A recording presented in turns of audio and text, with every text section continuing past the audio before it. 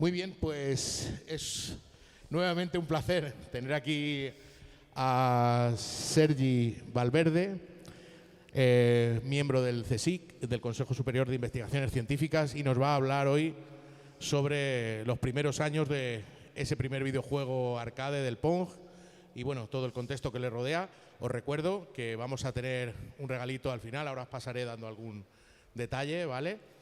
Y bueno, al finalizar continuaremos, pero ahora por favor os pido un aplauso para Sergi, por favor. Gracias. Gracias. Muchas gracias.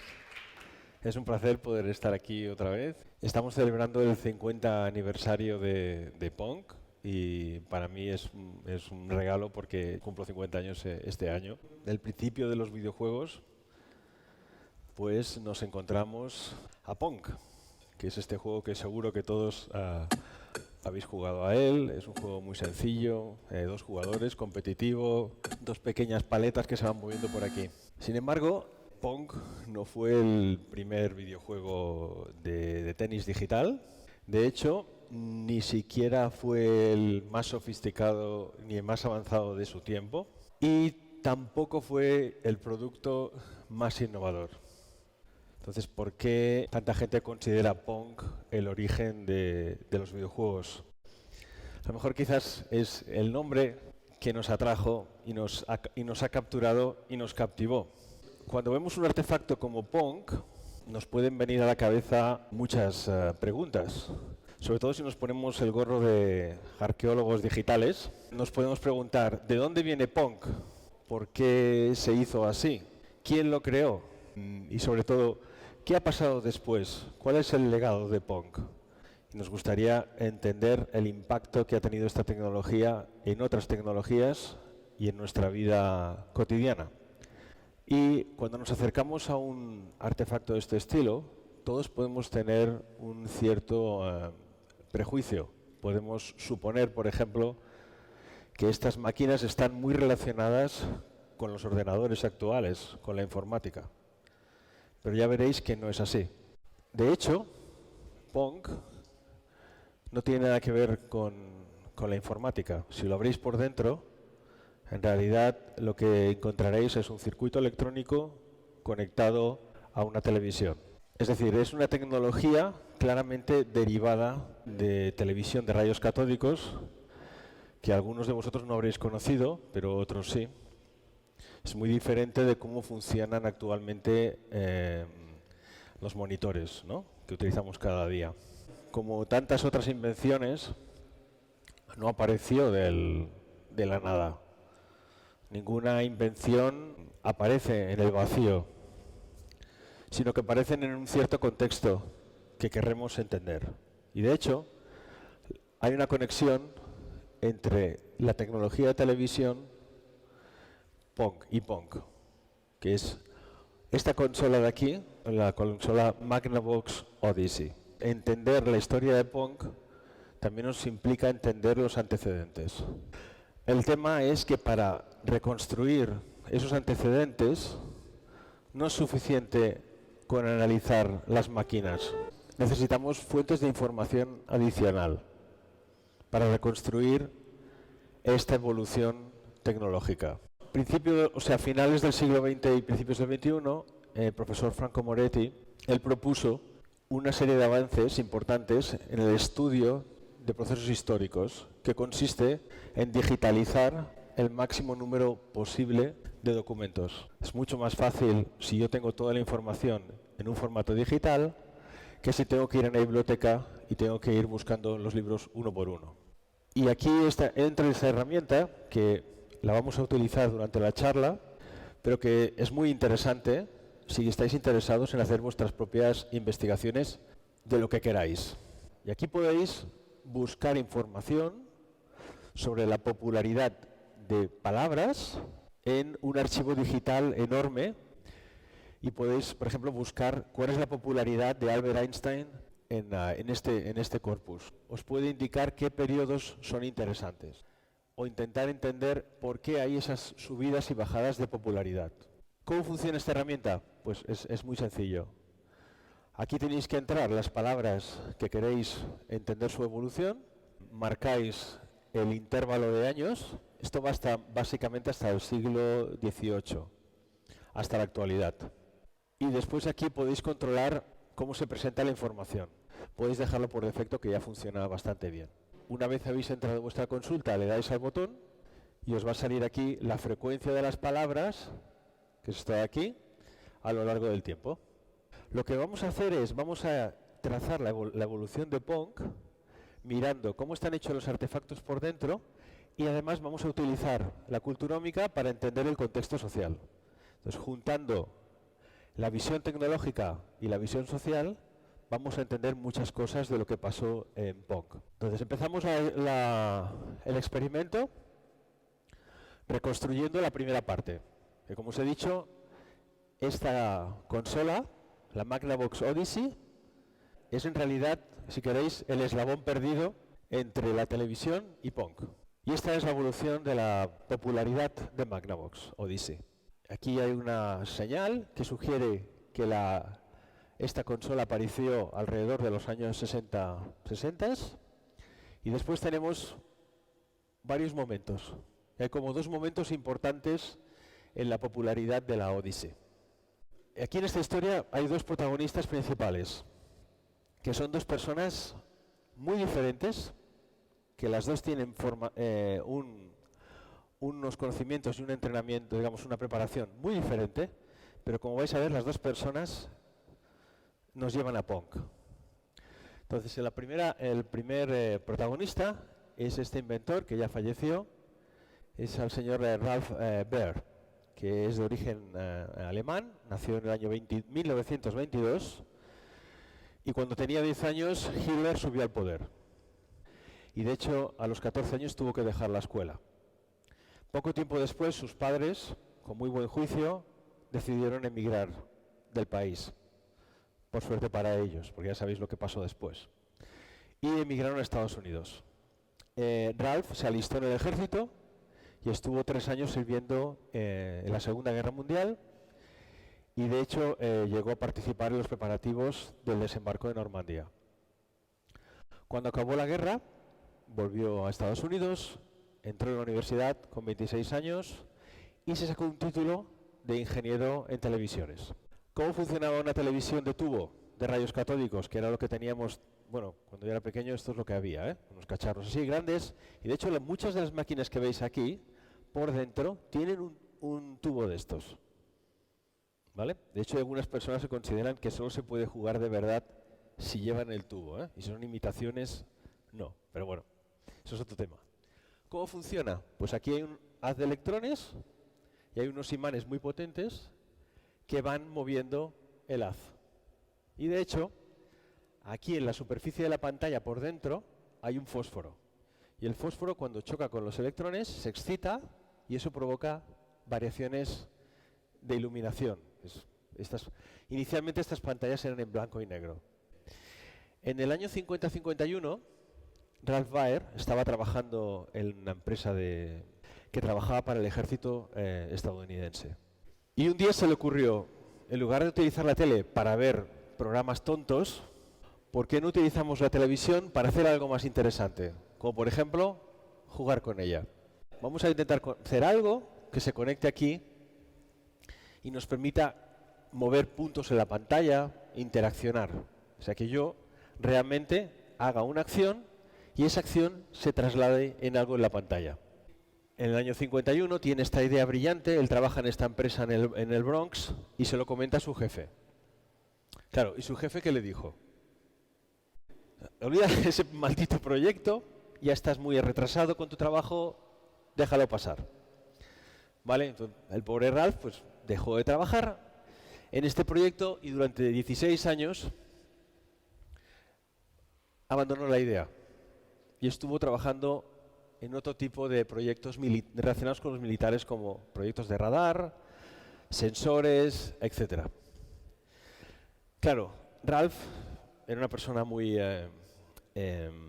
sistemática y él nunca olvidó esa idea que había tenido y de hecho tenía sus notas manuscritas.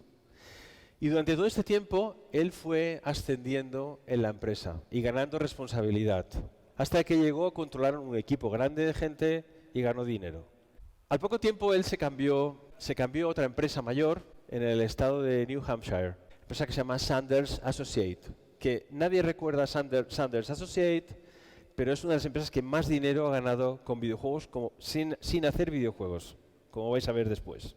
Cuando él entró aquí, le dieron un despacho, su equipo, y dijo, ¿sabéis qué? Voy a resucitar mi proyecto. Voy a montar un proyecto paralelo y vamos a trabajar en esto de manera secreta.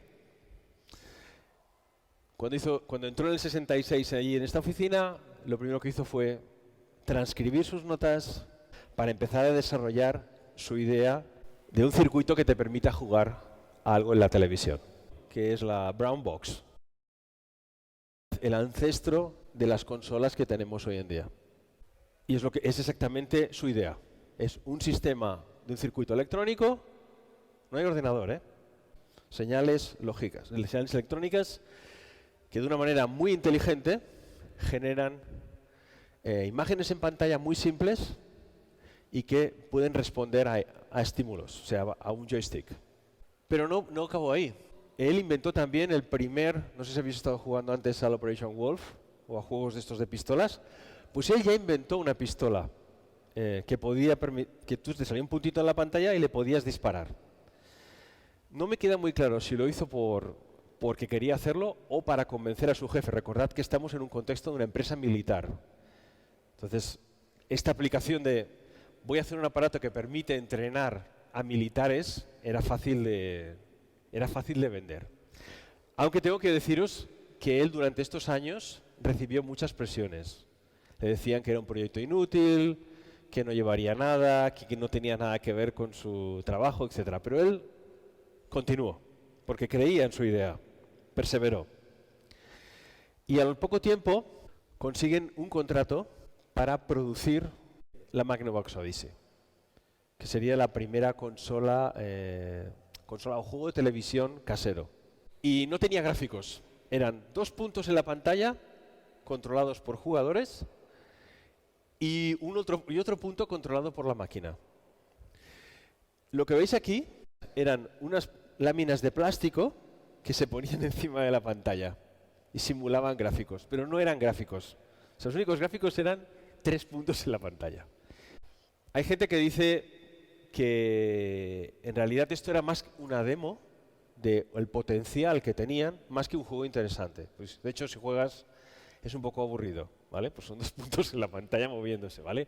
No tiene sonido, no tiene marcadores. Tú tenías que contar tus puntos.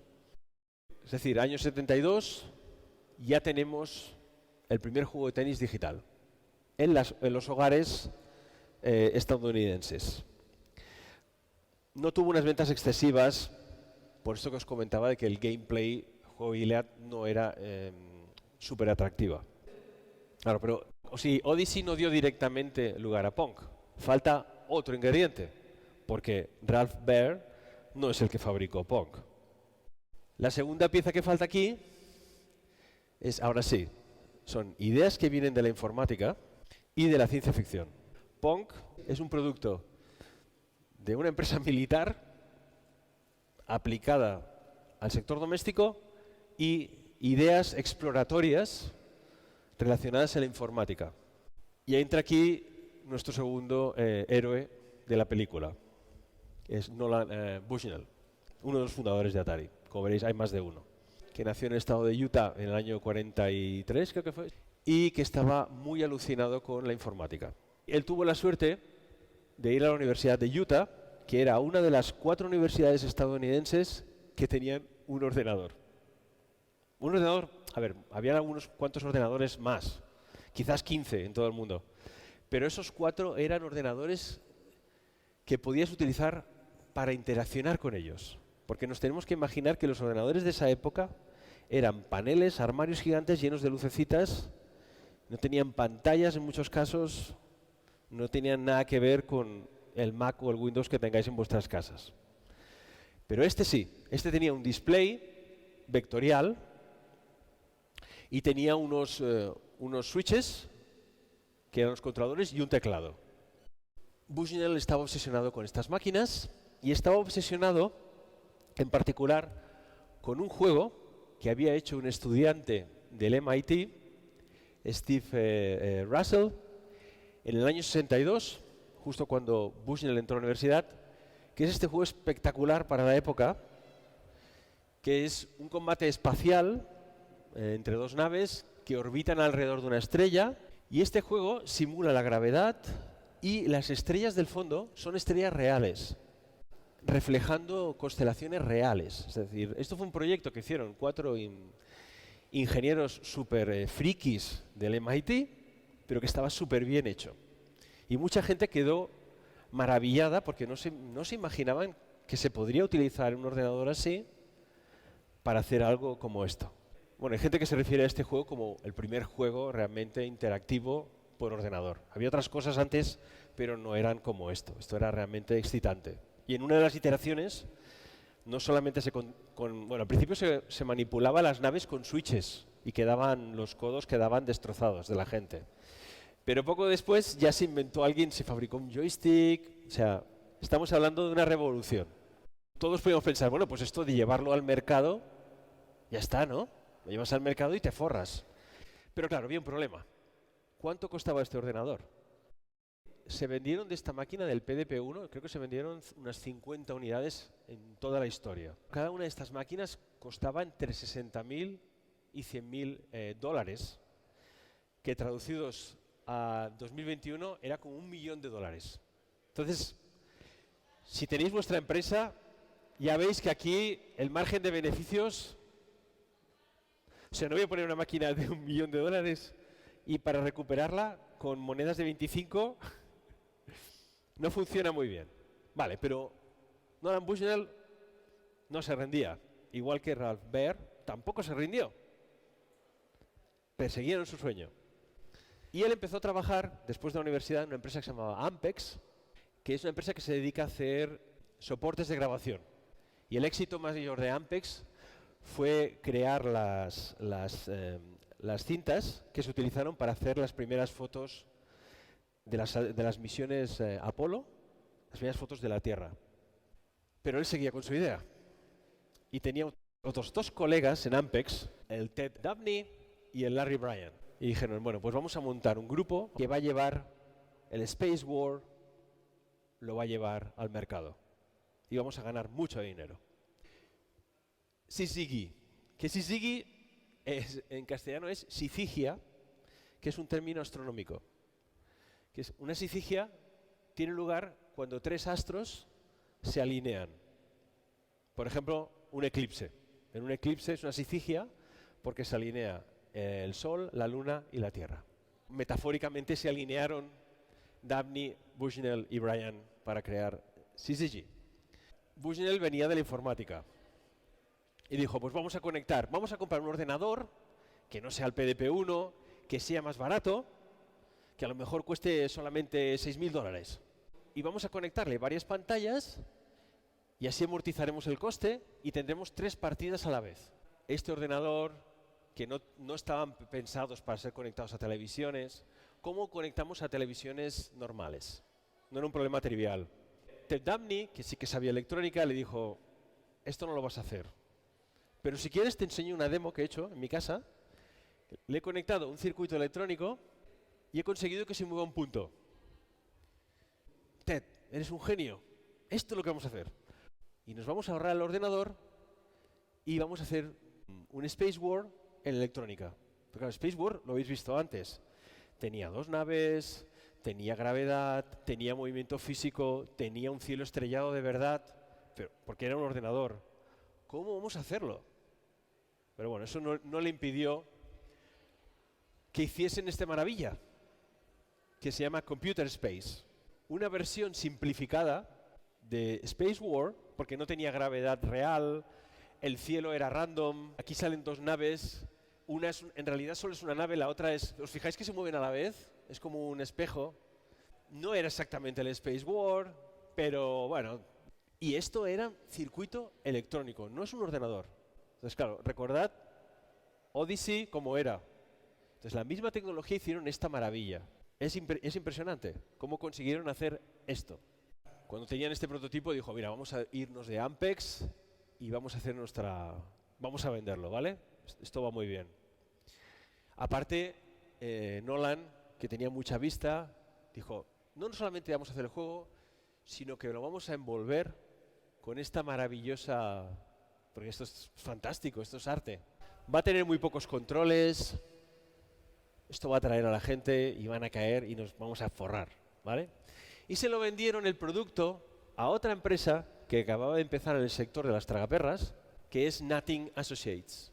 En el año 71 sale Computer Space, del que se fabricaron unas 1.500 unidades. Fijaros en el registro de la culturómica, la cosa va bien, ¿no? Pero aquí se frena un poco y aquí cae en picado. ¿Qué pasó aquí? Pues que pasó que fue un fracaso comercial. No vendieron tantas unidades como se esperaba. ¿Por qué? Imaginaros esto en un bar. No que no estuviese bien el Computer Space, sino que era demasiado complicado para la audiencia a la que iba dirigida. Una audiencia general. Fue un fracaso, pero fue una lección muy importante para Atari, que era Syzygy en esa época. Aprendieron que hay que hacer un juego simple, que la gente pueda entender, que enganche, pero que enganche a la primera, no que te tengas que leer una enciclopedia. Y esa idea se les quedó en la cabeza.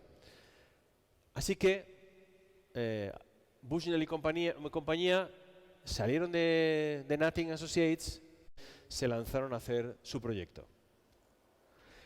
Fue también una buena idea porque Nothing Associates al poco quebró y la acabaron vendiendo a una empresa que hacía juegos de póker. Sircoma, que tiene un nombre horroroso, porque a mí me recuerda a sarcoma. O sea, pero bueno, eso es otra historia. Bushnell dijo, vale, en lugar de hacer un Computer Space, vamos a hacer un Computer Space, pero multiplayer. Y mientras tanto, fueron reenganchando personas que venían de Ampex, los iban trayendo. Y una de estas personas, el joven Alan Alcorn, que sabía mucho de electrónica, cuando entró en Atari, Bushnell le dijo, vas a empezar en estos videojuegos, vas a hacer algo sencillito. Quiero que me hagas un juego de tenis más barato posible, porque tenemos un contrato con una empresa que se llama General Electric y queremos fabricar una consola de Pong. Alcorn se puso a trabajar en serio en el circuito, intentó aprovechar ideas de Computer Space, pero se ve que Bushnell dibujaba muy mal, casi no se entendía, tuvo que reconstruir desde cero y acabó haciendo esta práctica que es el circuito del Pong, que por dentro es, para aquí parece muy complicado, pero por dentro es una maravilla. Y de hecho tiene muy pocos componentes para hacer todo lo que hace. La cosa es que Alcorn estaba obsesionado con reducir el coste por el contrato este que os decía. Pero claro, era falso. No existía ningún contrato con General Electric. Simplemente lo había dicho para motivarle y para que minimizase los costes. Imaginaros un poco la historia que hay aquí detrás. Lo chulo es que alguien se ha dedicado a hacer una simulación que podéis acceder en Internet, que a mí me ha sido muy útil para entender cómo funciona por dentro. Entonces, si os interesa la electrónica, está muy bien, realmente, y podéis simular la actividad del circuito y ver a la vez lo que está pasando en la pantalla. Y una vez estaba acabado, bueno, vamos a probarlo, ¿no? ¿Y cómo fue la prueba? Bueno, pues construyeron este prototipo, que no tiene nada que ver con Computer Space. Esto era algo mucho más simple, una caja muy fea, con un monitor adentro y unos circuitos. Y lo llevaron a un bar. Y bueno, pasaron 2 semanas y llamaron por teléfono a Atari y les dijeron, oye, vuestra máquina no va. Fue para allá el Alcorn y claro, su sorpresa fue mayúscula cuando vio que la máquina se había parado porque el contenedor de monedas, que era un cubo de plástico, estaba todo lleno de monedas. Estaba hasta arriba y se había saturado. Bushnell hizo 2 más 2 y dijo, vamos a olvidarnos de esto del Computer Space 2 y vamos a hacer esto porque nos vamos a forrar. Y ahí sí que se forraron, ¿vale? Muy bien. Y esta es la vida de Pong en el registro, digamos, de culturómica. Su vida empieza aquí, con la demostración en el bar este que os comentaba. Tiene un éxito meteórico. Algo pasó después y luego hay un pequeño repunte, pero finalmente acaba muriendo. Se tiene que decir que la idea original de Pong no la tuvo Bushnell. Bushnell, el mismo año que hicieron el Pong, estuvo en una demostración de Magnavox Odyssey y pudo ver la Odyssey en funcionamiento. Entonces, luego se demostró en los juicios que se había inspirado para hacer su versión de Pong. Hay una conexión clara. Magnavox Odyssey inspiró Pong. Pero lo chulo es que cuando Pong empezó a vender unidades a mansalva, porque vendieron muchas unidades, Magnavox se benefició e incrementó las ventas. No siempre es malo que tu competidor venda. Si tu competidor también te transmite la idea, otras personas pueden interesarte por tu producto. Desgraciadamente, el éxito de Pong, que fue meteórico, no duró mucho. ¿Por qué? Bueno, porque el éxito tiene dos caras. Otras personas empezaron a ver que esto da mucho dinero. Yo quiero mi parte del pastel. ¿Qué pasó? Empezaron a salir clones y clones. De hecho, podéis jugar a algunos de los clones aquí dentro también. Los podéis ver en el museo. Atari ganó mucho dinero, no ganó tanto dinero como se esperaba. El problema de esto, de los clones, es que Atari no había protegido legalmente su propiedad intelectual. Cosa que sí que había hecho Ralph Baer y Sanders. Como os comentaba al principio, Ralph Baer era una persona muy sistemática. Había documentado todo. Y antes de sacar el producto, ya había sacado todas las patentes. Todas y cada una de las patentes posibles sobre su tecnología. En cuanto apareció Pong en el mercado, los abogados de Sanders fueron a picar la puerta de Atari y le dijeron: me parece que nos has copiado la tecnología. Entonces, hay un juicio, hay un acuerdo, Atari consigue un acuerdo muy beneficioso, le paga una cantidad de dinero fija y ya pueden hacer lo que quieran, pero los que vienen después tienen que licenciar la tecnología. ¿De acuerdo? Entonces, esta subida en la popularidad de Odyssey, de la culturómica, responde a dos cosas. Uno, todos los litigios que hubieron, entonces cantidad de documentación hablando de Atari versus Sanders, etc. Y después también que apareció otra consola, que es la Odyssey 2, pero que no tuvo tanto éxito, pero gozó de una cierta fama. Gracias a todo el dinero que ganó Sanders y Baer, él obtuvo total libertad, pudo dejar la empresa y se dedicó a tiempo completo a ser inventor. Y ha hecho muchísimas invenciones, incluyendo, por ejemplo, el Simón. A lo mejor Odyssey no fue famosa, pero gracias a que habían patentado todo, ganaron muchísimo dinero. Nuestros amigos de Atari no habían patentado nada. Y eso le llevó claramente a Bushnell a una idea. Para sobrevivir hay que innovar. Tienes que hacer cosas nuevas para que tus imitadores pases por encima de ellos. Y él dijo, bueno, pues hay que seguir. Vamos a abandonar esto, vamos a hacer una nueva máquina, nos vamos a introducir en el sector de las doméstico. Y vamos a hacer el Atari, VCS. Pero claro, este proyecto de investigación necesitaba mucho dinero. Y Atari no se encontraba en su mejor momento. Así que tuvo que hacer una maniobra arriesgada. Tuvo que vender la empresa a Warner. ¿Sabéis Warner, la que hace los dibujos animados? Y eso permitió crear la Atari, pero fue un error catastrófico, como veréis enseguida. Porque la venta no acabó muy bien para Nolan. Él tuvo una serie de problemas dentro de la empresa y al final él al año 77 acabó fuera de Atari. Y entró una persona de Warner que no tenía la experiencia de Nolan. Él venía del sector de Warner, del sector interactivo, pero no venía del sector interactivo de los videojuegos. Y no tenía la información de cómo se las gastaba el mercado y de lo que había pasado con Pong y las olas de imitadores. Esta máquina nueva ya no se basaba en circuitos electrónicos, ya era un ordenador, porque aquí ya habían chips. Se programaba, tenía un sistema de gráficos más sofisticado con color, era una máquina que además tenía cartuchos. Pong solo podía jugar al Pong, Pero en la consola Atari 2600 puedes cambiar de juego cambiando de cartucho. Desgraciadamente, otra vez pasó lo mismo. Dijeron, los imitadores salieron allí como zombies en la película Last of Us, salieron del suelo y empezaron a copiar juegos y juegos. El mercado se saturó, la gente perdió el interés y al final, en el año 83, el mercado de los videojuegos pegó una explosión mucho mayor que la que había pasado. ¿Se podría haber evitado? Quizás si Nolan Bushnell hubiese seguido en la empresa, podría haber advertido de que esto pasaría. Pero recordad, Warner no tenía experiencia, no tenían la misma presión por innovar, solo querían rentabilizar la inversión. Y claro, no tuvieron en cuenta la gran cantidad de, la competición y el efecto de la imitación. Y esto es una cosa que se puede demostrar con un análisis detallado de los cartuchos. Pero eso es una charla que ya dimos aquí hace 2 años.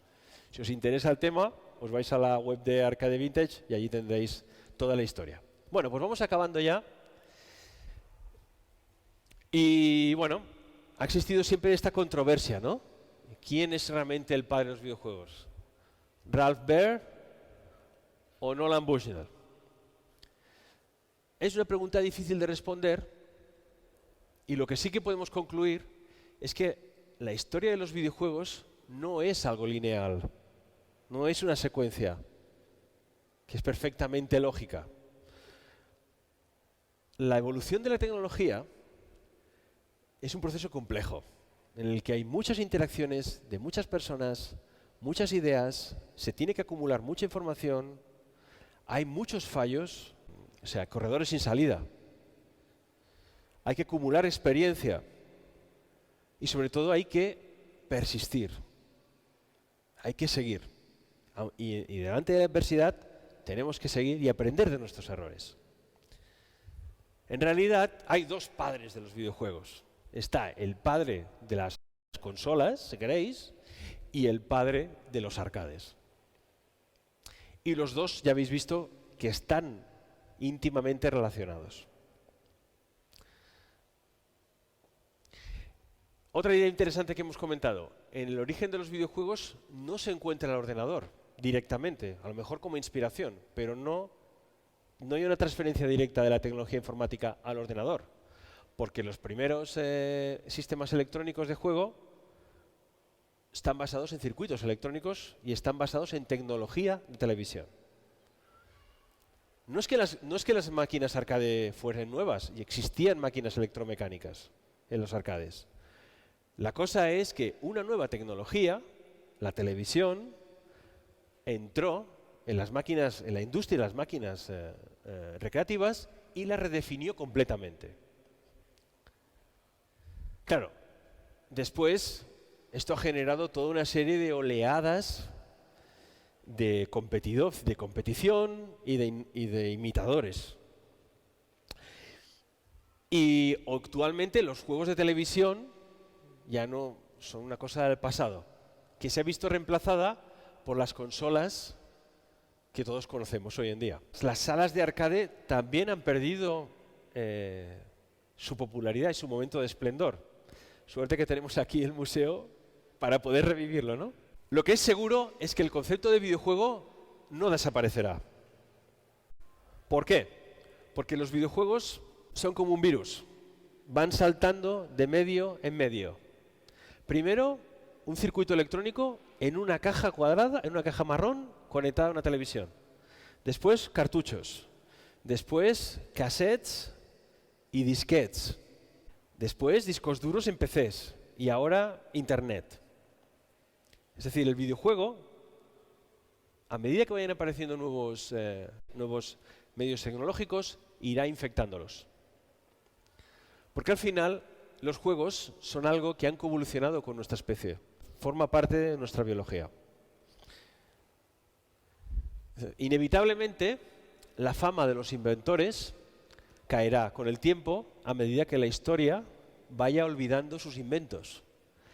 Pero la idea perdurará, se transformará, estará oculta parcialmente en las entrañas de una máquina, o quizás en algún rincón de nuestras mentes. Gracias.